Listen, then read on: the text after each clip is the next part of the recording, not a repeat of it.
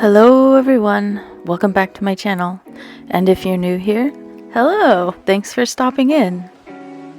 Today I'm switching gears just a little bit, so if you've been following all of my stationery videos, this is still very stationery adjacent, but it's going to be largely an art process video.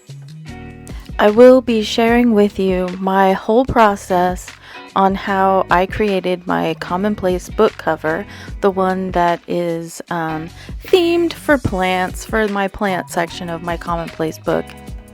I will be putting this video in the playlists with all of the art and illustration related videos, so if you want to skip those, then I believe there's a way on YouTube for you to not get alerts on the specific playlists and stuff.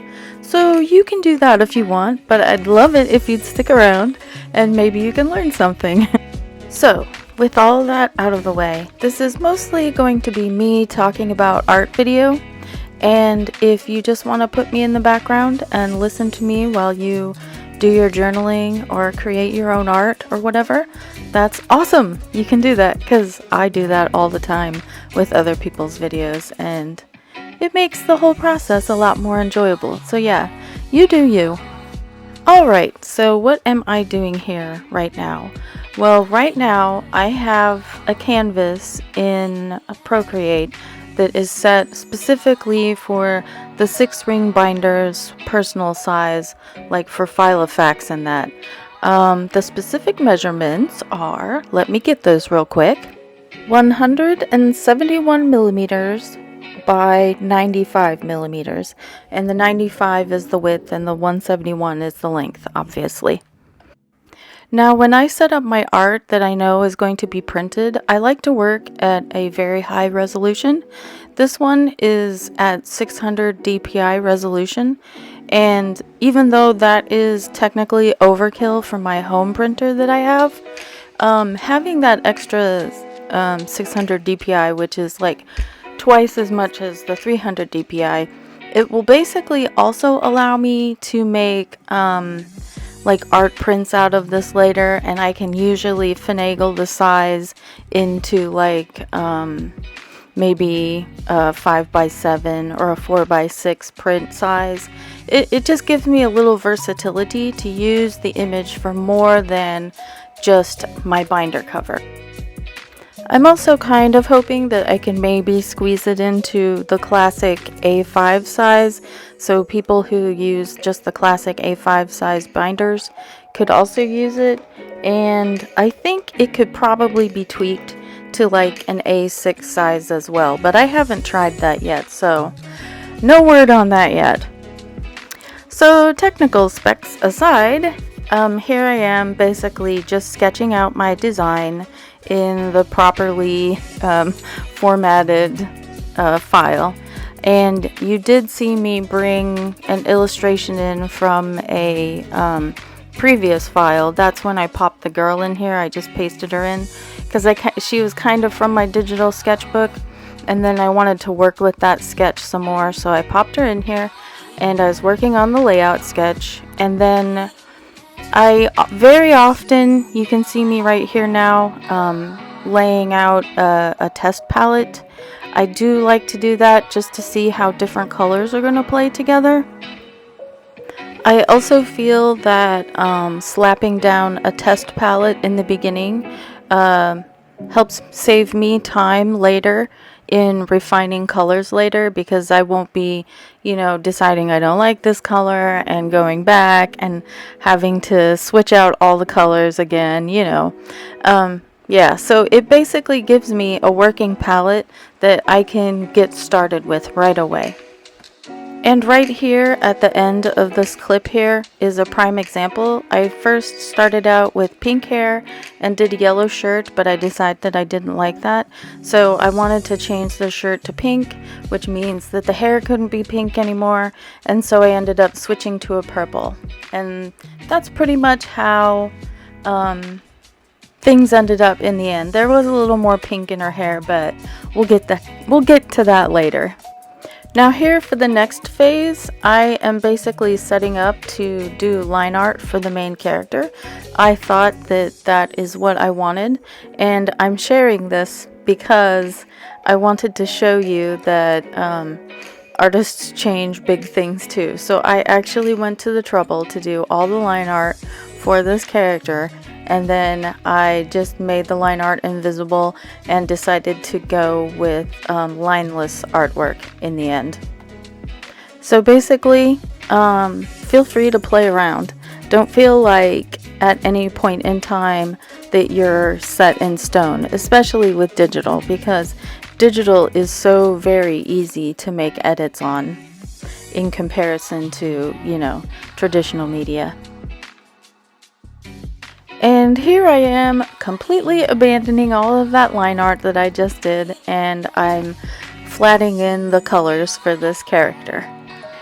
It may seem like a waste of time, but nothing is a waste of time whenever you're creating art, because everything you do is cumulative, and you're gaining skills, so there's no wasted time in art creation. I didn't abandon line art completely in this piece because, as you can see, I've added line art to the eyes, and I will add it to some of the other facial features.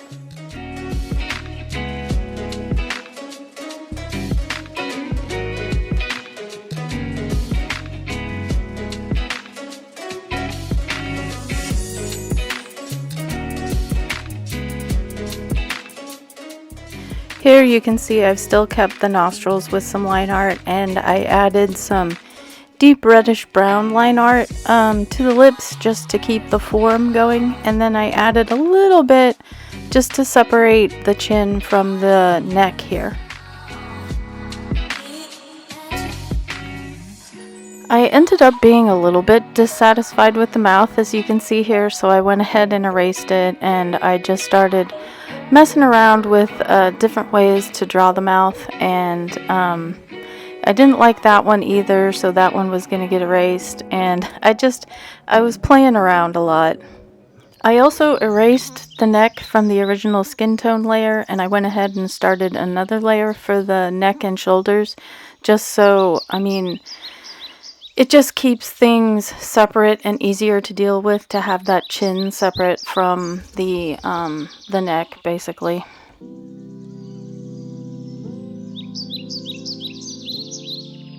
And here I am playing around with the hair color a little bit. The hair is all on its own layer, so once you alpha lock it, you can airbrush different colors on, like I'm doing here. And I didn't even end up going with what this is here right now because I change it like 2 minutes later here in the video. And here I go making those changes. Basically at this point in creation, I took the darkest base color, and I was using a different ink pen to get a smoother edges, because the dry ink pen was just maybe a little too rough for my taste in regards to the hair. So basically I'm just flatting in all of the hair all over again, and then I'm gonna re-airbrush a little bit of pink details on there as well.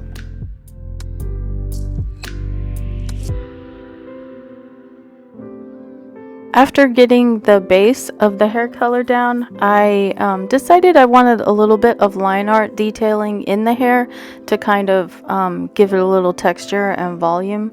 I did end up using the dry ink brush for this, just because, again, it looks kind of like a rough pencil, but it does have better opacity. So here I realize that the hair has kind of taken on a life of its own, and it isn't fitting in with the little ribbon ties I had originally drawn. So I'm gonna have to go in and just start erasing a bit of that hair to kind of make everything fit again. And here I'm just adding in more detailing and getting things to fit, and I'll go ahead and add the ribbon to the other side as well. And after many iterations and much detailing, I finally have the character about where I want her, and then I am going to get ready and get started on the background. So here for the environment of this piece, I'm starting in the foreground with the leaves that are going to cover the figure. Leaves that are going to touch other leaves get their own layer, just because this is what I find easy to do, to compartmentalize the different layers of the image. And usually what I like to do whenever I start building up the environment of the painting is I do like to group like colored elements together on the same layer. So both of these light green leaves are going to be on the same layer, and then whenever I draw more of the darker green leaves, they're going to be on their own collective layer. I would also like to mention here that I'm not just drawing leaves like willy-nilly, like out of my imagination or something. These are actually modeled after the Bird of Paradise leaves, and I chose the Bird of Paradise just because, well, I have one, for example, and I like them. And there's also a wealth of reference images that you can find online to draw these leaves, and I definitely recommend referencing to draw nature and other things, because I just feel like it turns out so much better. And especially do referencing whenever you're trying out something new. So here you'll notice that I've incorporated an even darker green color, and again, this darker green color of leaf will be on its own layer.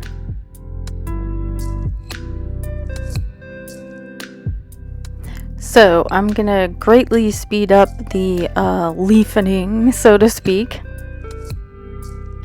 Before doing any detailing, I just want to get everything flatted in, especially to get the color contrast down, because it's a lot easier to edit whenever you're just working with flats than it is with detailed pieces. Next, I wanted to start working on the sky a little bit, so I add a little more color variation to the background sky, which is on a separate layer from these clouds that I'm painting in right now. Ultimately, I ended up not liking those clouds, so I deleted them, and I went in and added a little more saturation to the sky, and I decided to repaint all of the clouds.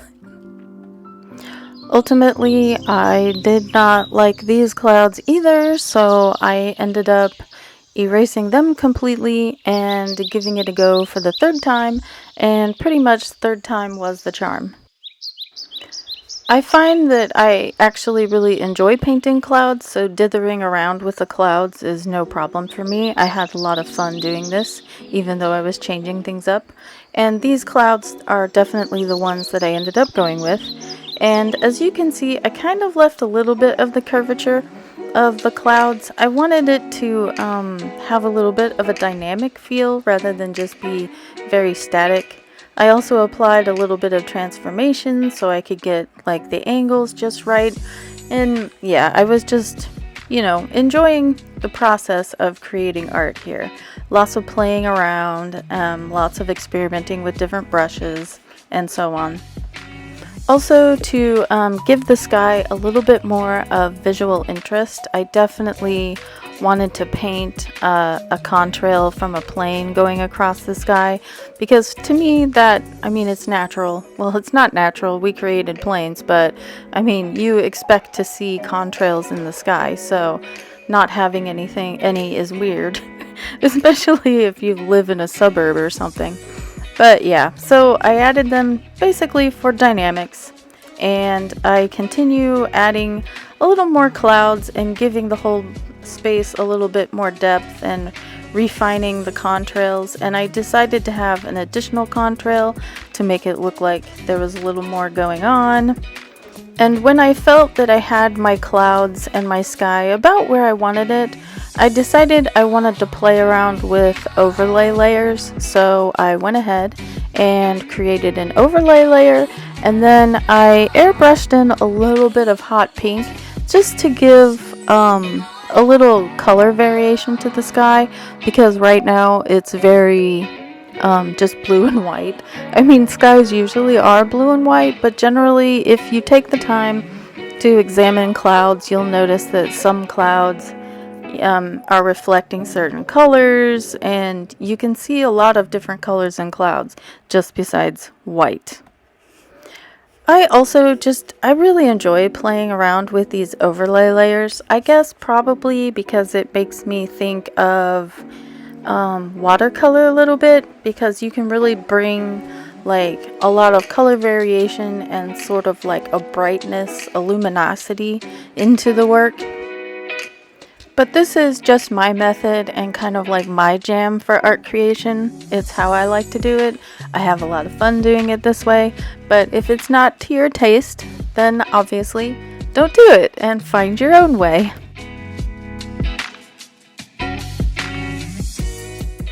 So after having fun with the overlay layers, I am now going to start focusing on the leaf detail, because these leaves definitely need some detail. They're just way too blobby right now and they look unfinished. Referencing comes into play here again, because I'm going to be looking at my own plant's leaves to try to get a feel for what the details look like, and I'm going to decide how I want to render those details. Each person is going to render the details in their own way. Mine is as you see it. When it comes to plants, especially this plant, I like to use hard contrast and hard line work. Hard line work and contrast gives it pop, and I know that a lot of beginning artists don't like contrast. They find it difficult, but it's really how you get things to stand out. So put away your airbrushes at this point and give your details some nice hard edges. I also wanted to mention that for this detailing, I haven't added any additional greens to my palette. I'm still using the exact same greens that I started with. Basically, the darker green leaves are going to get some of the lighter green colors for their details, and the lighter leaves are going to get some of the darker greens for their details. It's best not to confuse the issue with too many colors in your palette, because ultimately you will lose color harmony if you have too many colors. Right now you may look at this piece of art and think there are many colors in here, but by and large the three colors I used in this is pink, green, and then blue for the sky. I've only used 3 colors in the color family on the color wheel. Even when I was adding those overlays of the hot pink, well, the pink is already in the image, and just adding an overlay over the green, it does create a new green color, but it's still with the same palette and it'll still have a harmony. And here I'm gonna go ahead and super speed you through the leaf detailing, just so you can see it, and it also will not take a million years.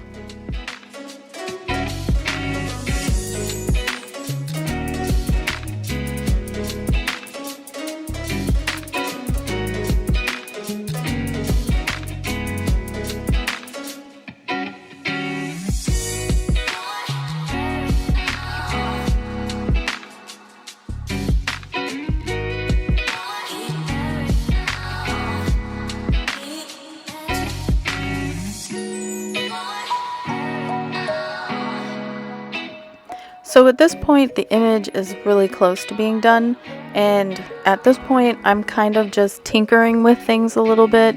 I decided I wanted to add a little more line work to the hair, for example.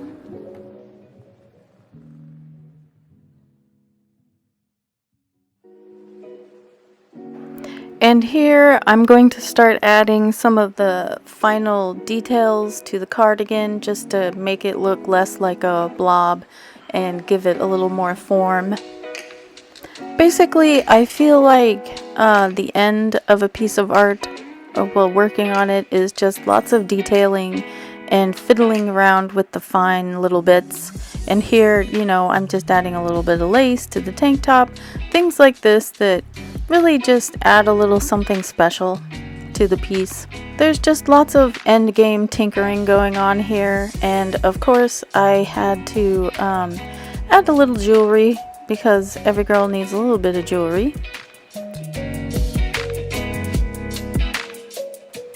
Give her a little more blush to her cheeks, and then usually I like to finish off with another overlay layer, and I will just add a little dab here and a dab there just to make things a little more interesting and beautiful.